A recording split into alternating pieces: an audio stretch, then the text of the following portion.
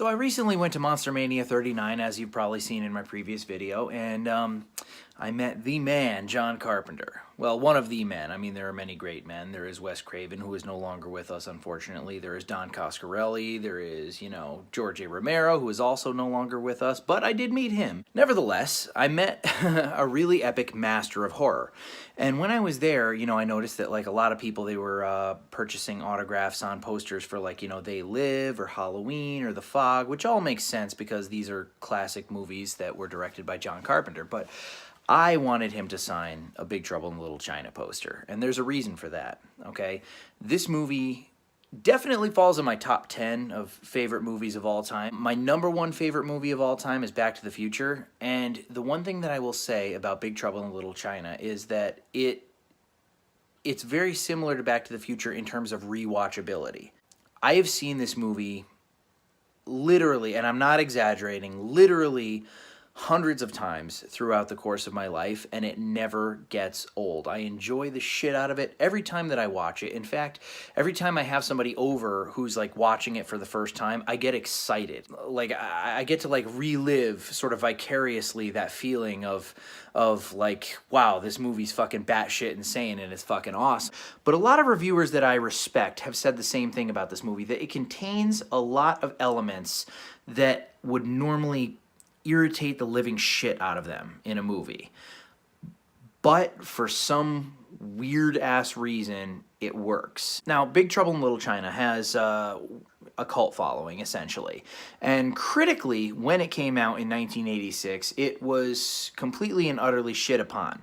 Siskel and Ebert did not like it. They thought it was like a style over substance, kind of like a special effects movie, and that it was dumb and that the characters were fucking stupid and shit like that.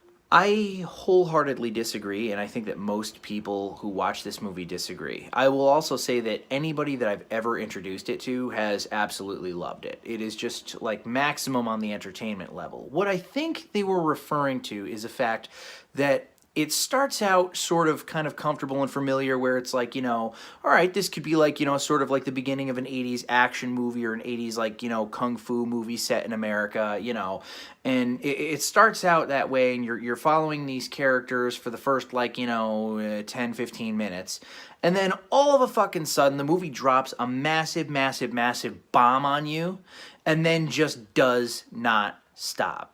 It just keeps going.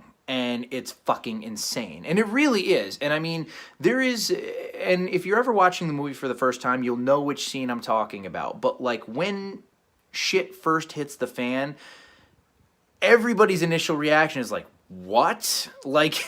This took a fucking turn. And it's really great. It almost can't be, you almost can't find a genre for this movie. It's like a supernatural action comedy fantasy, I guess.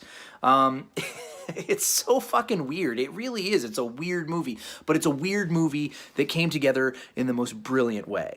A similar example, okay, and not that the two movies are alike, but The Fifth Element. All right, again, bears no resemblance to this movie whatsoever, but there's a lot of things in The Fifth Element that were kind of hammy and over the top, and there were a lot of really bold choices visually, stylistically. It was a very, very bold, very, very original movie, and everything came together in a way that just totally and utterly worked. And that is similar to this movie. Kurt Russell as Jack Burton is fucking fantastic. I mean, apart from, living in his truck and basically being a nomad, having nowhere to go, I think that all men should strive to be like fucking Jack Burton.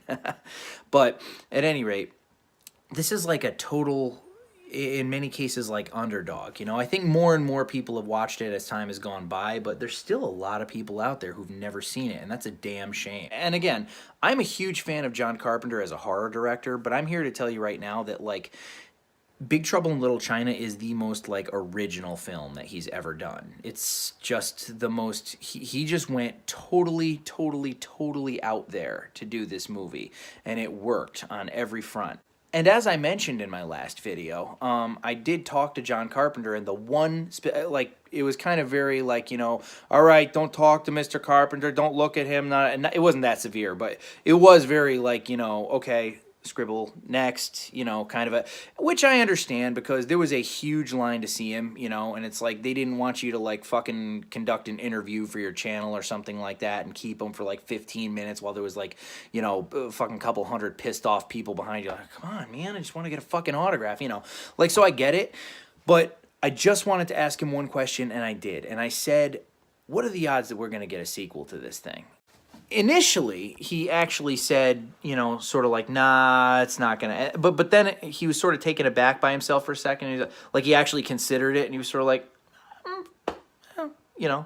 didn't give me a straight answer, but it was sort of like, you know what, maybe, kind of, like is what I got from his whole vibe. And I'm really excited about it because there is a comic series that came out called Old Man Jack or Old Man Jack Burton or something like that, and it's set in the year 2020 when Jack Burton is supposed to be 60 years old. And I don't want to say what it's about because it'll ruin the the movie and stuff like that. They also did a comic series fairly recently that picked up exactly where the movie left off, which is a cliffhanger.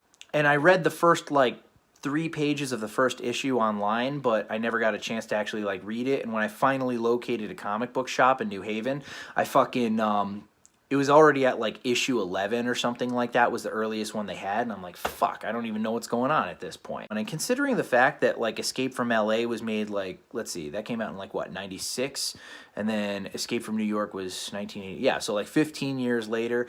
And dude, besides that fact, Kurt Russell is still a badass. He's doing fucking Quentin Tarantino movies and stuff like that. He's still a fucking baller, dude, and he would still kick total and utter ass as Jack Burton. And you know something? Even if the sequel wasn't as good, I fucking guarantee you that at least as far as Jack Burton was concerned, it would be on par with the original. It would be worth it to go out and see it just to see Jack Burton again. So John Carpenter, odds that you're watching this video or I have a better chance of winning Powerball. But still, if you see this video, or even if you don't see this video, come on, man, let's get a fucking sequel to Big Trouble in Little China. You've been fucking chilling for a while now. You've taken a vacation. Come on, let's get back to it. This has been a totally spoiler-free review. I really don't want to go into specifics about this movie. It's funny. It's action-packed. It's just utterly entertaining from beginning to end. It is crazy. It is really ballsy. It is really out there. It contains a lot of weird things that if you had it described to you, you might say, wow, that's a jumbled fucking mess. But everything about this movie came together in the most bizarre of ways and made a really, really fucking cool movie. And if anybody hasn't seen Big Trouble in Little China, I would absolutely 110% give it my recommendation. Absolute A+ movie. Definitely on my top 10 list. I fucking love it.